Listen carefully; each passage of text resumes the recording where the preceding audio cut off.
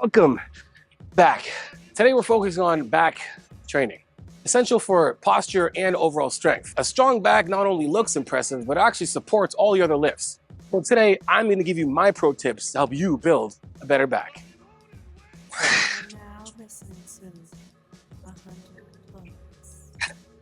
Supinated pull downs and pull-ups are like my go-to exercise. Find the movement that you connect with the most and then vary your grip. Now remember, grip's gonna have something to do with how much bicep help you get. Underhand grip pull downs and pull-ups are my go-to lift.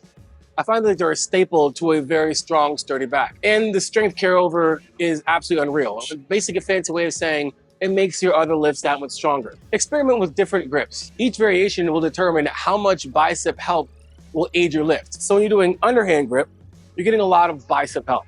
When you're doing pronated grip, you're getting a lot more forearm. And then when you're doing neutral grip, you're getting a lot of forearm and bicep. Think of it like a supinated curl, a reverse curl, and a hammer curl. Find the grip that works best for you, and every now and then, switch it up. Tip number 2, stretch and squeeze. And what I mean by stretch and squeeze, I literally just mean that. We don't want to forget about the other muscle groups to help complete your back, like your traps and your rhomboids and your rear delts. So to emphasize more of stretching and squeezing, I want you to think about pushing the weight away and then pulling or leading with your chest when you pull. This will allow a lot more muscle stimulus in the stretch position and all the way in that squeeze position, because innately, we want to make sure that our shoulder blades open all the way up and then close all the way. And that will allow a longer eccentric opening your shoulder blades up to when it's stretched and when we're squeezed. Tip number 3, chest support rows for the win. Now don't get me wrong, I love my bent over rows, but doing chest supported rows allows me to load a lot more so I can get a better overall stretch. And that's why it's crucial to balance your macronutrients. Speaking of optimizing nutrition and performance, I've been using this amazing tool called Lumen. It's the world's first handheld metabolic coach that measures your metabolism through your breath, letting you know if you're burning fat or carbs.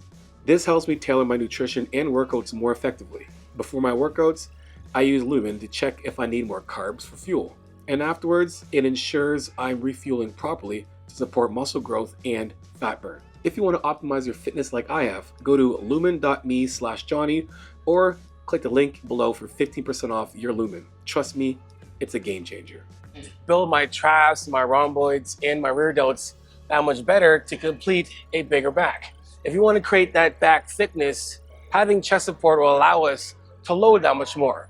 So row big and row early, but chest supported rows for me, for the win. Tip number 4, beware of the SFR. So what do I mean by SFR? Oh, SFR is basically a stimulus to fatigue ratio. It basically means is like trying to balance an exercise that's going to give you the most amount of strength, but also not make you extremely tired while you're doing it. So finding exercises that have a high stimulus and low fatigue is beneficial. Take for instance, a barbell bent over row is going to have a high stimulus because I'm going to get a lot of activation into my lats and all the other muscles that are required for my back, but it's also going to have a high fatigue as well, because the limiting factor for me will be body posture, being bent over, stabilizing with my legs, my core, and my lower back.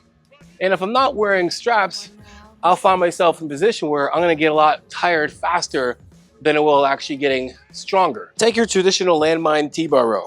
We're going to have a great high stimulus because we can load it, get 4-range of motion. Every bit of my back is being used. But the fatigue part comes in when, well, my lower back, my glutes, my hamstrings, eventually going to get tired the more weight I put on. So this will be a high stimulus and still a fairly high fatigue, as opposed to this, chest support T-bar row. Since we have the support of the chest, the only thing that's going to be the limiting factor here will be if I'm not wearing straps, my forearm. So if you're wearing straps, so exercise like this will have a high stimulus and a low fatigue.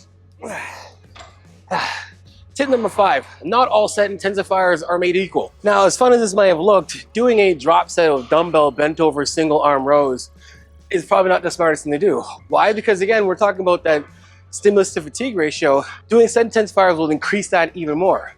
So doing something that's not chest support like single arm bent over rows, I'm probably gonna lose grip if I'm not using straps. My lower back's gonna start getting tired because I'm just rowing, because I'm doing the same movement and just elongating the set. So for me, I'm gonna pick exercises that are more chest support, that are easy to row and have a high stimulus to a low fatigue ratio. So think about the next time when you do a set intensifier, whether it's a drop set, mile match rep, rest pause, or superset. Be smart what exercise you choose for your set intensifier. And tip number 6, unilateral work with the cables. I learned to love cables and its versatility. It allows you to have full tension on the entire lift. So whether you're doing single arm seated rows or single arm high rows or low pulley cable rows, cables allow constant tension throughout the entire lift. So you can get a great stretch and a great squeeze, and then you can give each side the tension it needs. And tip number 7, stick to only 3 exercises. Don't overcomplicate it, don't overdo things. 3 exercises that cover a high pull or a high row, a horizontal pull or a horizontal row, or a bent over pull or bent over row.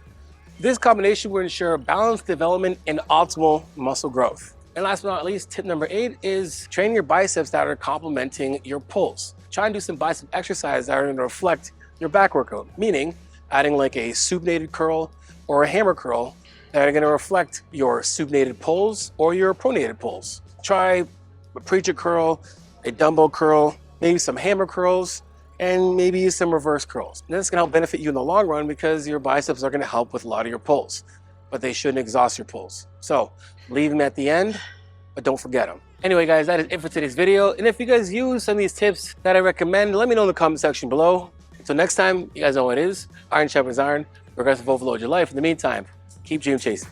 Peace.